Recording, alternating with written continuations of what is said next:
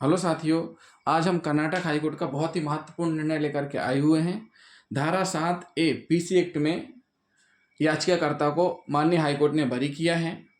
तो जिन साथियों ने अभी तक हमारा चैनल सब्सक्राइब नहीं किया है तो हमारे चैनल को सब्सक्राइब कर लें और वीडियो को लास्ट तक जरूर देखें।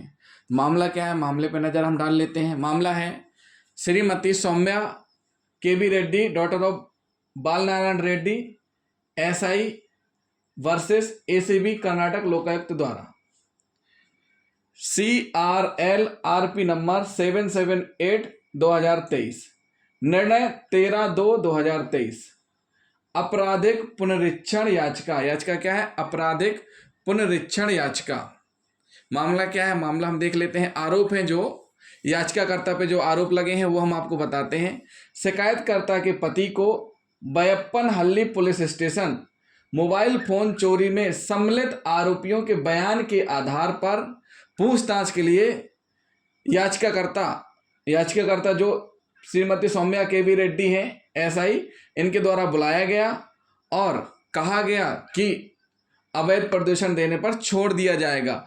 अगर नहीं आता है, अवैध प्रदूषण नहीं देते हैं तो उस स्थिति में फरारी में मामला कायम कर दिया जाएगा, यानी मामला कायम करके फरार घोषित कर दिया जाएगा। और अवैध प्रदूषण की मांग की कितनी? 2 लाख रुपए की। दिनांक 11/1/2021 को शिकायत की गई और शिकायत पर से अपराध क्रमांक 4/2021 धारा 7A पीसी एक्ट का कायम किया गया। उसके बाद विशेष न्यायाधीश महोदय के समक्ष डिस्चार्ज आवेदन लगाया गया याचिकाकर्ता के द्वारा। सीसी नंबर 1058/2022 निरस्त हुआ 20/5/2023 को। मतलब डिस्चार्ज का आवेदन लगाया गया डिस्ट्रिक्ट कोर्ट में, विचारण न्यायालय में। विचारण न्यायालय ने डिस्चार्ज का आवेदन कैंसिल कर दिया। जो नंबर था CCN नंबर 1058/2022 निरस्त हुआ। उसके बाद याचिकाकर्ता माननीय हाईकोर्ट की शरण में गए और आपराधिक पुनरीक्षण याचिका दायर की। उसके बाद जो विद्वान अधिवक्ता के तर्क हैं माननीय हाईकोर्ट में वो हम बता देते हैं। क्या तर्क दिए गए माननीय हाईकोर्ट में? कि ट्रायल कोर्ट द्वारा डिस्चार्ज आवेदन खारिज करने में दर्ज किए गए निष्कर्ष विकृत और कानून के विपरीत हैं। जिस आधार पर ट्रायल कोर्ट के द्वारा, विचारण कोर्ट के द्वारा, विशेष न्यायाधीश महोदय के द्वारा डिस्चार्ज का आवेदन निरस्त किया है, वो जो आधार बनाए हैं वो आधार कैसे हैं? कानून के विपरीत हैं। लगाए गए आरोप झूठे हैं, तुच्छ हैं। जो याचिकाकर्ता के ऊपर आरोप लगे हैं वह झूठे हैं। संपूर्ण मामले में मांग और स्वीकृति का पता नहीं चलता है, यानी मांग और स्वीकृति नहीं है। याचिकाकर्ता के साथ 2 कार्रवाइयां शुरू की गई। यहां से आप ध्यान से सुनिए। जो याचिकाकर्ता हैं श्रीमती सौम्या केवी रेड्डी एसआई, इनके खिलाफ 2 कार्रवाइयां शुरू की गई। इन्हीं तथ्यों और सबूतों के आधार पर विभागीय जांच में बरी कर दिया गया। 2 कार्रवाई कैसी शुरू की गई? पहली कार्रवाई ये कि कोर्ट में चालान पेश हो गया और वहां विचारण चालू हो गया। दूसरा, यहां विभागीय जांच चालू कर दी गई। तो साथियों 2 प्रोसीडिंग हो गई। क्या क्या चल रही है? एक तो कोर्ट में मामला चालू हो गया चालान पेश होने के बाद, दूसरा विभागीय जांच भी चालू कर दी गई और विभागीय जांच में याचिकाकर्ता को बरी कर दिया गया। जो विभाग के द्वारा डिपार्टमेंटल इंक्वायरी स्टार्ट की गई थी उसमें याचिकाकर्ता को क्या कर दिया गया? बरी कर दिया गया।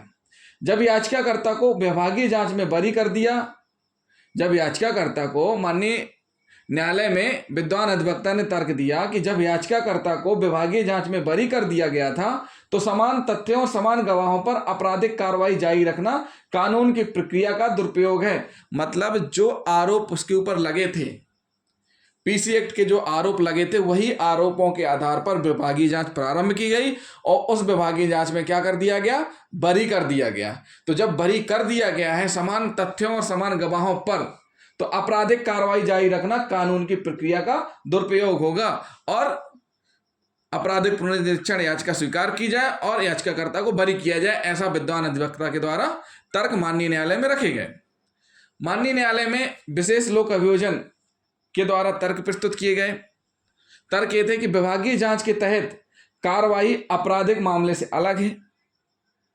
रकम बरामद कर ली गई है, रकम बरामद कर लिए गए हैं और मांग और स्वीकृति मौखिक और दस्तावेजी साक्ष्य दोनों के माध्यम से साबित हो गई है। ये अभियोजन के द्वारा तर्क दिए गए हैं।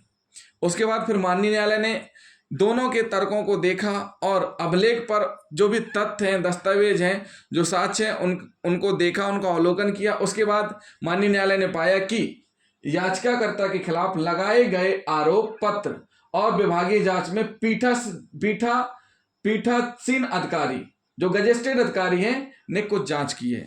मतलब जो आरोप लगे हैं, जो उनके खिलाफ एफआईआर हुई है, जिस पर मामला चल रहा है, वही आरोप विभागीय जांच में भी लगे हैं और विभागीय जांच में गजेस्टेड अधिकारी के द्वारा जांच की गई है। गजेस्टेड अधिकारी ने जो विभागीय जांच की है, जांच में उन गवाहों की जो अभियोजन पक्ष के मामले के महत्वपूर्ण गवाह हैं, जो कि चालान में जो मेन साक्षी हैं, उसके बयान भी अभियोजन के सबसे महत्वपूर्ण गवाह हैं, मतलब जो शिकायत करता है, उसके भी बयान हुए हैं विभागीय जांच में, जिसने मामले का समर्थन नहीं किया है। और अभियोजन ने मामले के संबंध में पूछताछ की, तो शिकायतकर्ता ने मामले के समर्थन में कुछ नहीं मिला। शिकायतकर्ता से पूछताछ के दौरान भी कुछ भी नहीं मिला है। तो सीधी सी बात है, फिर से समझिए इस लाइन को दोस्तों।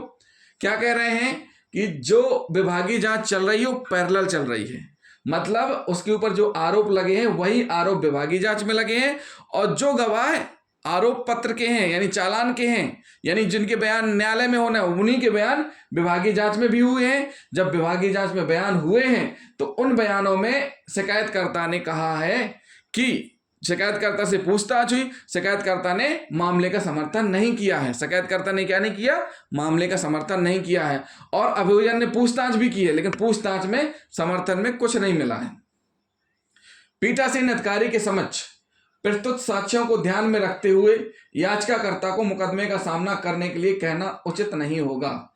मतलब उन्होंने कहा है कि जो गजिस्ट्रेट अधिकारी के सामने जो जांच हुई है, जांच के दौरान जो तथ्य आए हैं, जांच के दौरान जो शिकायतकर्ता ने बयान दिए हैं और उसने मामले का समर्थन नहीं किया है, तो ऐसी स्थिति में मुकदमे का सामना करने के लिए कहना उचित नहीं होगा, यानी उचित नहीं होगा।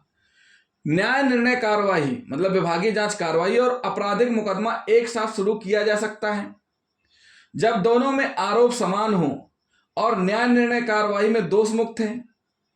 अगर दोनों में आरोप समान है और विभागीय जांच में दोष मुक्त है तो संबंधित व्यक्ति का मुकदमा न्यायालय प्रक्रिया का दुरुपयोग है। ऐसी स्थिति में संबंधित व्यक्ति पर मुकदमा चलाना न्यायालय प्रक्रिया का दुरुपयोग है। आपराधिक पुनरीक्षण याचिका की अनुमति दी जाती है और आरोपी याचिकाकर्ता को बरी किया जाता है।